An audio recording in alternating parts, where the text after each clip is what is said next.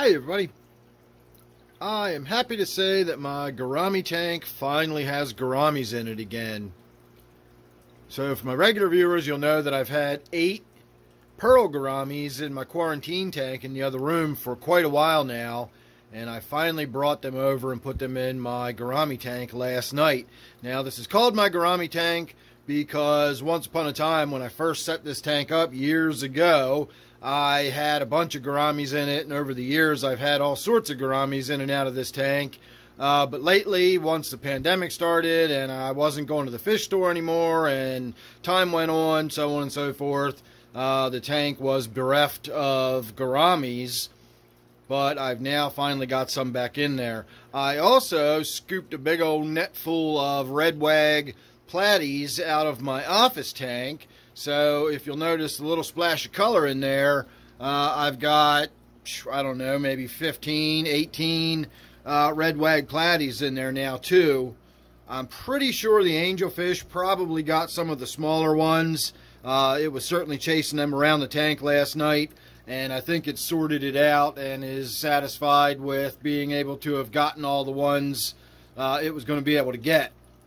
So I did several water changes on the tank. I wiped the back glass down pretty thoroughly. You can see I missed a big old spot right there in the middle. But for the most part, I did have a bunch of fuzzy algae growing all over the back. It broke my heart to get it out of there, but I'm trying to get this tank cleaned up.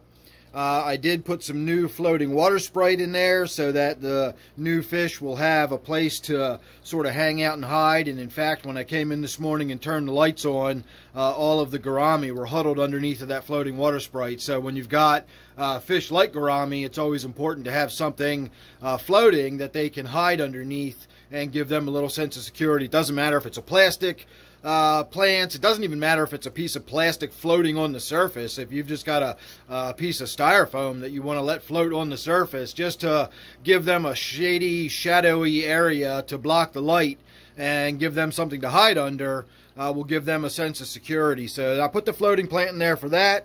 It seemed to do the trick. I also had a bunch of those Red Wag Platies hiding under there with it, or with them, I should say. All of the gouramis were hiding under there. A lot of the Red Wag Platies were hiding down on the bottom, which with it being, you know, got that big old catfish in the bottom right there, so I don't know if hiding down on the bottom at night's a good idea, but whatever. And lastly, I will say I took the Java fern that was attached to that piece of rock and I removed it, and for the first time in all the years I have kept water Sprite, believe it or not, for the first time ever, I'm going to actually grow a water Sprite plant underwater.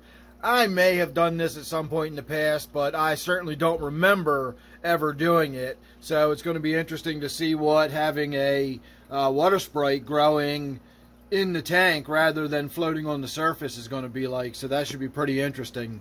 So there you go. There's just a little update on my 55-gallon gourami tank. Again, we can now call it a gourami tank because I do have 8 of the pearl gouramis in there swimming around.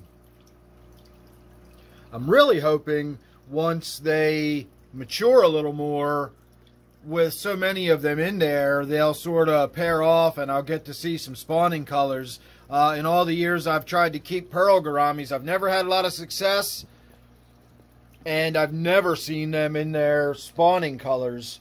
Now, one of the reasons I think I've never had a lot of success with the pearl gouramis is they're very sensitive fish. It's not so much even harassment, but just sort of boisterous activity. And I've always kept them in tanks with, well, I've always kept them in this tank for the most part, but I have kept them in other tanks. But every tank I've ever kept them in, they've always had other fish that were fairly boisterous, you know, active and swimming around, darting and dashing. In the case of this tank, it's always been in there with other gouramis, and it's been some large gouramis like the snakeskins. And I think just the stress of that environment has always done them in. I've never had them last more than a few months. I don't know why. They're fairly hardy. They should be able to tolerate my water without much issue.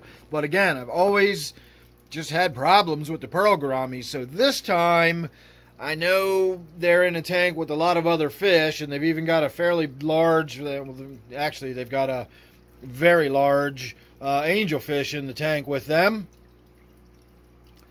But they don't have any other gouramis, and I think having a group of them by themselves in there is going to be, you know, I don't know. I'm hoping that that will make a difference in how long they actually last and how secure they feel and how comfortable they feel. They definitely huddle together. They're not really a schooling fish in my mind, but they are definitely sort of huddling together for safety and comfort. So maybe I'll even add a few more of them. I don't know.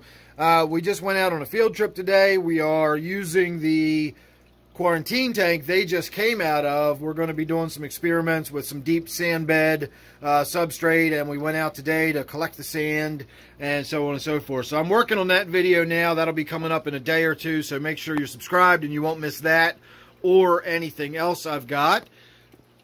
Don't forget, this one here is my 55-gallon Gourami tank. I now do memberships. I've got another channel, Dan's Outdoors and More, where I do a lot more of the outdoorsy kind of stuff, kayaking, so on and so forth. Now that the weather's getting nicer again, we should be getting more of that coming up.